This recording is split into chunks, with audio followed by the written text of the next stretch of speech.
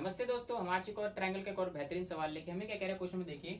Triangle P Q R में angle P 90 degree है और पी एस जो है एंगल पी का एंगल बाइसेक्टर है क्यू, तो क्यू आर से एस पर जो मिलता है और पी क्यू पर एस टी लंब है, तो P R 24 centimetre 30 P Q 30 है, तो एस टी का लंबा मान ज्ञात करना है। बहुत आसान है। हमें एक ट्राइंगल दे रखा है नॉर्मली, ठीक है। नॉर्मली ये रहा, हमको ट्राइंगल दे रखा है। ये पी है, ये क्यू है, ये आर है और ये हमको क्या 90 डिग्री दे रखा है। और हमको क्या कह रहा है, इसका एंगल बाइसेक्टर क्या है नॉर्मली, ये क्या है पी एस है। और पी एस एस टी पे क्या पड़ता है नॉर्मली, एक लंब, ये भी हमको दे रखा है। इसकी वैल्यू कितनी टोटल दे रखी है, हमको 30 दे रखा है और इसका कितना दे रखा है 24 दे रखा है, ठीक है।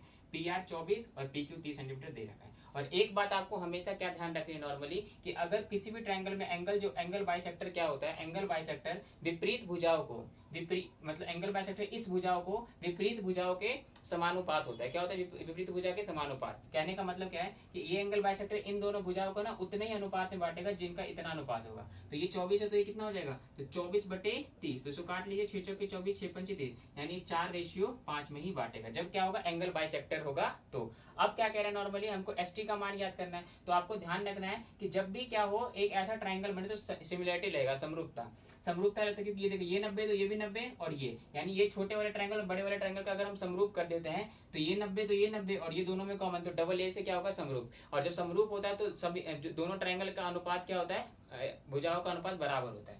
अब करते हैं नॉर्मली, तो क्या दे रखा है हमको। अब देखिए हम कौन कौन सा लेंगे, तो कौन कौन सा ट्रायंगल सिमिलर है आपको ध्यान रखना है। ट्रायंगल क्यू टी एस जो होगा सिमिलर होगा किसके, ट्रायंगल क्यू पी आर के। अब जिसकी जरूरत हम ले सकते हैं नॉर्मली, तो हम क्या ले लेंगे यहाँ पे टी एस